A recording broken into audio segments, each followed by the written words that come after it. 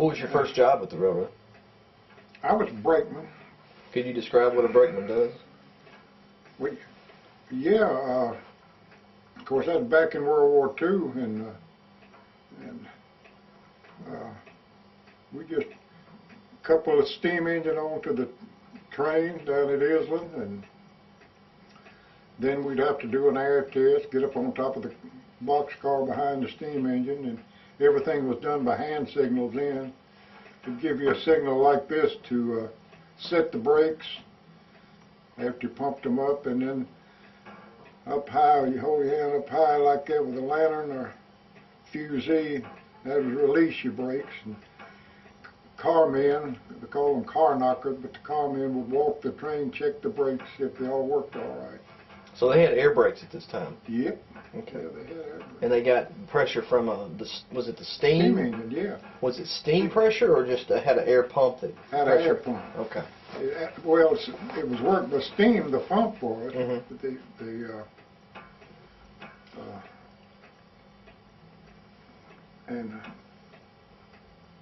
you remember the first train you helped hook up and take out? well, it was a freight train, and I went north to Tams, Illinois. And how long would it take on a train like that? well, it would just depend on how many trains you met and all. Sometimes it would take 8 to 10 hours, and then sometimes it would take 16 hours. In most cases, 10 or 12 hours to make the run. Okay. If you had good luck. But back then we had 16 hours to run in. Later years it reduced the time to 12 hours. In other words, it was a federal law that after 12 hours you had to be relieved. Okay. But when I started to work, you could work 16 hours and stop you on the road there and work 15 hours and 59 minutes and take 8 hours off and go right back to work. So you would take a break at a depot on the way there? Yeah, sleep on the caboose. And the train would just sit on a siding? Well, usually they'd get another crew to relieve you.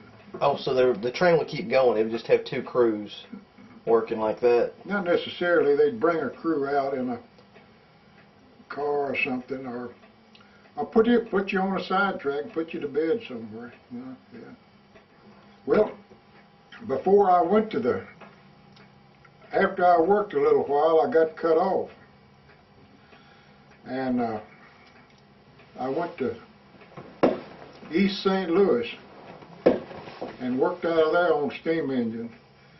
And by the name of J.C. Woods, that I followed in seniority. He was older than I am. He's passed away now. But he and I went up there on a passenger train, and we got us a room in a rooming house. And we worked out of East St. Louis for about 6 weeks. Well, I was just a kid. I got homesick. I told him I was coming home, and he said, well, I'm going too. So we come back home. But then I got back to working and worked a while, and then I turned 18 in November. In December, I was drafted into the Navy. And where did you go to your basic training at? At Williamsburg, Virginia, Camp Perry. How long did that last? Well, actually, I was in training for about 2 months.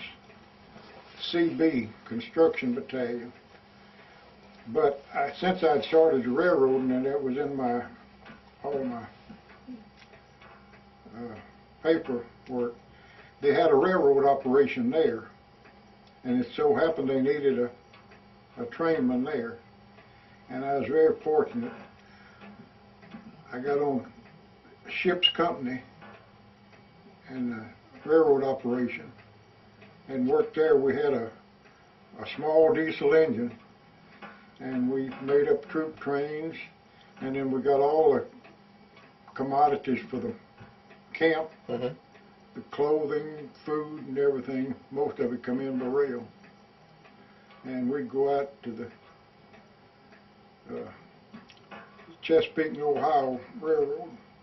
Had a passing track where they set out stuff. We'd pick up loads and bring them in, spot them at the warehouses and all like that. Had good duty. And how long did you do that? About a year. About a year, and then you were able to get out? No, after a year, they would only let you stay and do that for a year, and then they'd get somebody to rotate. But I was in well enough at the ship's company and knew everybody that I got on a 5-man draft and only went a few miles from there to Fort Eustis Naval Hospital. It was a big naval hospital where they brought wounded people in, Navy, and also a German prison camp, big German prison camp. We had thousands of Germans there. And in connection with the hospital, they were in another area, but they were all on the same base. Right. In fact, as long as I stayed there, I drove a commissary truck. I would go to a warehouse and pick up food and bring it back to the, well, I worked out of the motor pool. I did different things. I carried made several trips to Washington D.C. with a admiral that was over the base there, over the hospital. I would take him there on business, to the Pentagon, and wait for him to do whatever he wanted and bring him back. We had a fleet of 42 Plymouths, 1942 Plymouths. You told me a story once about a German prisoner that was assigned to you. Yeah, he was a good guy. He didn't know where his family was or anything. But do you remember his name? No.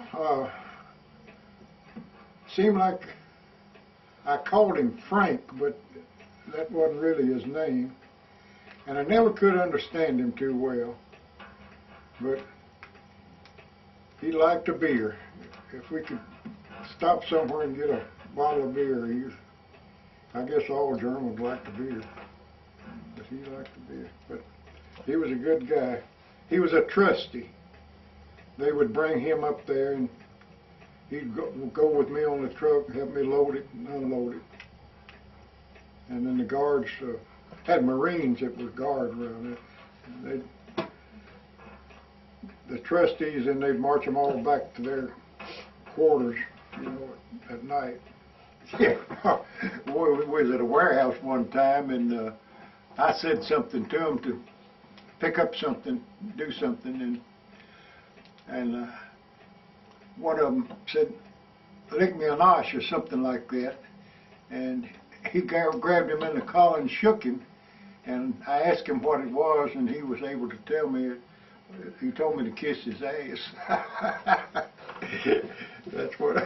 That's what the other prisoner said. Said to me, yeah. Okay. But I didn't know what he said. Right. Oh, well, I left Fort Eustis and went to Norfolk, Virginia, the receiving station. And I drove big buses there and equipment, tractor and trailer.